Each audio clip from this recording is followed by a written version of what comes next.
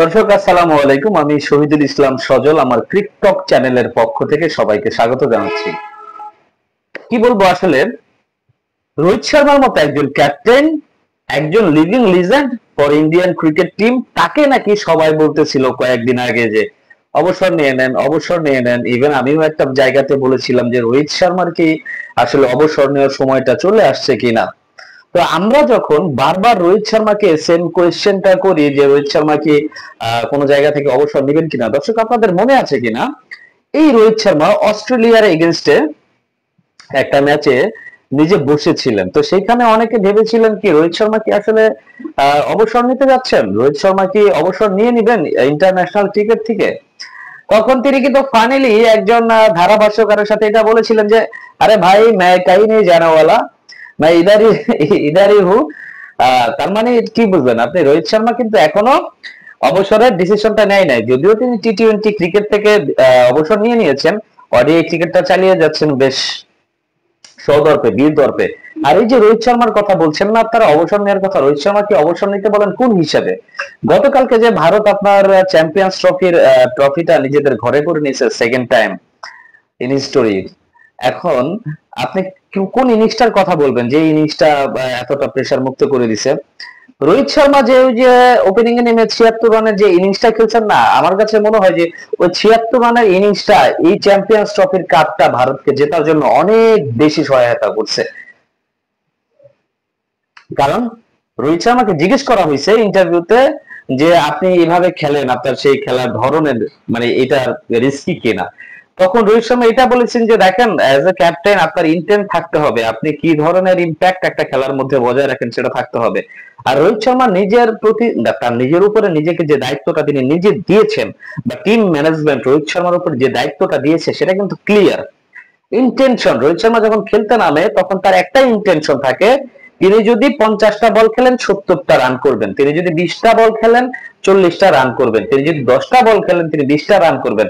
That is the clear intention from Rohit Sharma. এটা রোহিত শর্মার নিজের মুখের কথা যে আমি অলওয়েজ এই ট্রাইটা করি যাতে করে আমার টিম আউট অফ প্রেসার থাকে, যাদের উপরে যেন কোনো প্রেসার না থাকে।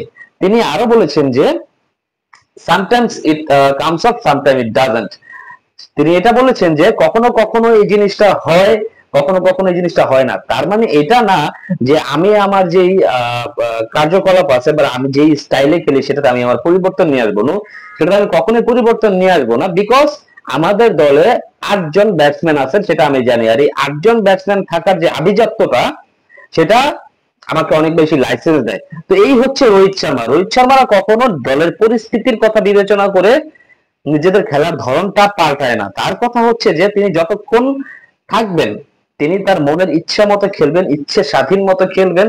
আর যদি খেলতে পারেন তাহলে সেদিন তার টিমটা উইন করে যাবে। এই হচ্ছে রোহিত শর্মার ক্যাপ্টেন্সি। রোহিত শর্মাকে আপনি অবসর নিতে বলেন ভাই কোন অ্যাঙ্গেল থেকে? গতকালকে রোহিত শর্মার ক্যাপ্টেন্সি দেখছেন? রোহিত শর্মার ক্যাপ্টেন্সি দেখলেই তো আপনার মাথা নষ্ট হয়ে যাওয়ার কথা। রোহিত শর্মা যখন 5 ওভারে পেসার দিয়ে বোলিং করালেন কোন রকমের সুবিধা পাচ্ছিলেন না, অনিমিডিয়েট ভাই কোনো লেট করেন নাই, তিনি বরুণ চক্রবর্তীকে বল করতে নিয়ে আসছেন। বরুণ চক্রবর্তী প্রথম ওভার আসার সাথে সাথে উইকেট ফেলার একটা সম্ভাবনা তৈরি করেছিলেন, যদিও আনফরচুনেটলি শ্রেয়াস আইয়ার ক্যাচটা ধরতে পারেন নাই, যার কারণে তিনি উইকেট বঞ্চিত ছিলেন। কিন্তু কি হয়েছে পরবর্তীতে 8ম ওভারে এসে 7 ওভার 5 বলের মাথাতে আপনার উইলিয়ামকে আপনার লেগ বিফোরের ফাঁদে ফেলে দিয়েছে। তারপরে একটা ওভার যাইতে না যাইতে কুলদীপ যাদবকে নিয়ে আসছে, কুলদীপ যাদব আসা মাত্রই রাচিন রবীন্দ্রকে আউট করে দিয়েছেন।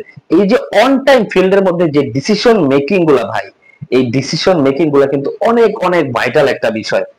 আমি গতকালকে বলবো যে রোহিত শর্মার ক্যাপ্টেন্সি যখন তারা ফিল্ডিং করতেছিল বেশ ভালো ছিল, প্রবল ছিল, যার কারণে নিউজিল্যান্ড টিমকে অত একটা রানে আটকে রাখা গেছে। আবার ভারত বুঝতে পারতেছিল যে হয়তোবা একটা পর্যায়ে গিয়ে পিচটা অনেক বেশি স্লো হয়ে যাইতে পারে।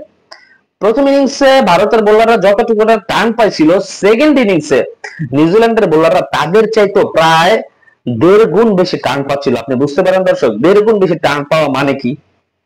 তো সেইখানে ভারতের ব্যাটসম্যানরা যখন রান করতে সমস্যা হচ্ছিল সেই কাজের কাজটা আগেই করে দিয়ে গেছে। ওই যে 105 রানের একটা পার্টনারশিপ ছিল ভারতের, শুভমান গিল আর ওই রোহিত শর্মার মধ্যে, সেই জিনিসটাই আসলে খেলাটার মধ্যে মূল একটা পার্থক্য করে দিচ্ছে, যেটা আমার কাছে মনে হয়।